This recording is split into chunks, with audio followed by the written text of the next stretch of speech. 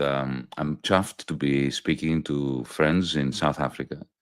When I was a student, many, many decades ago, I joined the ANC in England when I lived there. And, one of our great, great urge back was to see Nelson Mandela being liberated. In the same way that we want to see good out of the prison in Palestine. We wanted to see the end of apartheid. Now we want to see the end of apartheid in Israel. My country, Greece, is a colony. It's perhaps more of a colony than South Africa is today, far more so. We don't have control of our monetary policy, our fiscal policy. Our property has been given away to foreign investors. We're effectively a kind of Hawaii, like the natives of Hawaii are subsisting in a country which has been taken away from them. This is exactly what's happening. You mentioned the exorbitant power of the United States government, of Donald Trump. Well, what is it founded on? These days, it's founded on three things. Of course, it's the military, but that is the least of the contributors to Donald Trump's and the United States administration's power. It is mainly two pillars that are holding up American hegemonic power, imperialist power. One is the dollar. The fact that most transactions around the world take place in the dollar. So, if the United States want to sanction a South African judge or a French judge because the South African judge or the French judge have helped indict Benjamin Netanyahu and the implementers of genocide in Palestine, then even in your own country, it is very difficult for that judge to account to be a person. So they have this. The dollar is an instrument of world power, and there's a second one, of course.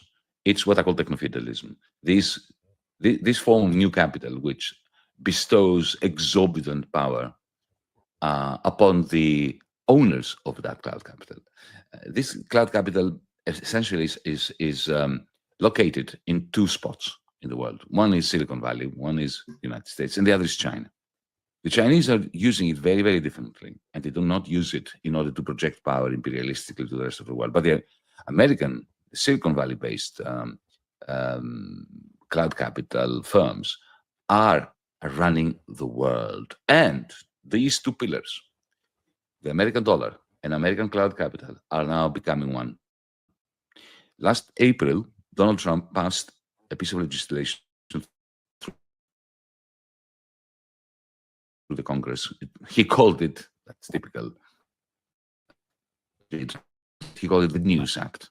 It's very smart, catastrophic for the world, but it's very smart. What he does is he brings together cloud capital, dollar. You may have heard of something called stable coins, like Tether or Circle. He is effectively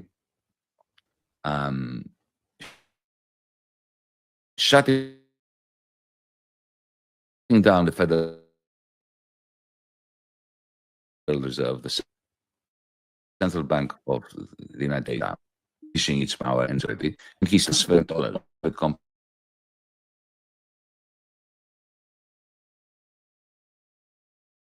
by the Fed, but by companies, maybe Facebook or Meta or Google. And that's where the empire is going to bring together its two main weapons, the American dollar and the American cloud capital. And this is, South Africa, my country, to the extent that we have any sovereignty left.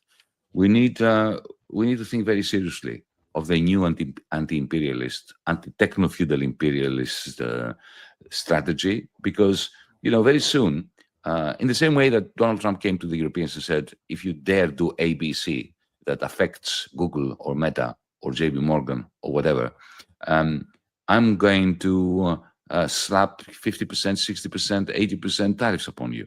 So, you should be, already South Africa has been placed under a lot of pressure by Donald J. Trump. it seems to me that the only solution is internationalism, solidarity, and planning ahead, and talking to the Chinese and talking to BRICS. BRICS are a very important line of defense because they have developed their own alternative form of cloud capital, BRICS Pay, and so on. So we are, the struggle continues. Well, it certainly is a struggle, but also I think, when one looks at it from a perspective where, everybody's talking about peace and they want peace. But again, when one looks at recent years, when one looks at Europe as well, the shift to the right wing, and we've seen a lot more fascism starting to manifest itself within these governments in Europe. We know exactly Donald Trump, and we know what is taking place at this point in time in terms of this fascism, which is disguised as democracy, and also at the same time looking at countries in Africa, to the Somali people in Minnesota and Ilhan Umar. We've seen what is taking place in Sudan. We see what is going to take place now in South America, in Venezuela. And, again, talking about weapons of mass destruction, the same rhetoric that was repeated by George Bush being repeated after all these years by many of the American politicians again. And again, the danger and the threat to the world and the peace in the world in general, Yanis. Indeed. So the United States is founded on a business model, within which war is an integral part. If you think about it, what is the investment strategy of the United States? What has it been since the 1940s? It's been the military. The Pentagon mobilizes a good $1 trillion every year, 1,000 billion American dollars every year, and purchasing new aircraft, purchasing new tanks, deploying various technologies, hiring people across the United States. It is the engine of growth of the United States. Now, the problem with this kind of what I call it military Keynesianism, that is, pump priming an economy, throwing money at it through its military sector, through its military industrial complex. The problem with that is that, if you keep, producing ammunition and missiles, then at some point your warehouses are full. So you need to empty them. That's why the American business model requires a permanent war, a war every year or every 2 years. This is why they have them. They need to have them in order to restock their warehouses. And this is what happens when you have an economy based on the military industrial complex. That has always been the case. This is why the United States had the war in Korea, in Vietnam, in Afghanistan, in Iraq, in Syria, in Libya, in Yugoslavia, in the heart of Europe. That's why they need to have a war. Even if they have no enemies, they have to discover, to invent enemies in order to have them. It's the business model of the United States. Europe, on the other hand, since its inception as a European Union in the 1950s, was meant to be a peace project. Well, no longer. Because when in 2008, our generation's 1929, as I said before, when the Wall Street collapsed, the German bank collapsed. After that, powers that be in Europe decided to essentially shift all the losses of the inane and destructive and criminally minded bankers onto the shoulders of the weakest of citizens. This was a cynical transfer of the losses of the bankers onto the shoulders of the citizenry. Beginning here, and this is why I became finance minister, to clash with them.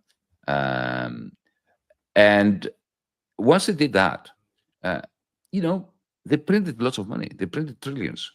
And they gave it to the bankers. And the bankers gave it to big business. But big business looked around the place, and because of austerity that was imposed on everyone else, on the vast majority of the people who didn't have the money to buy added commodities like, Tesla cars or even Volkswagen or Mercedes cars. The business. I'm sorry about that. big business, what they did was they went to the stock exchange and bought their own shares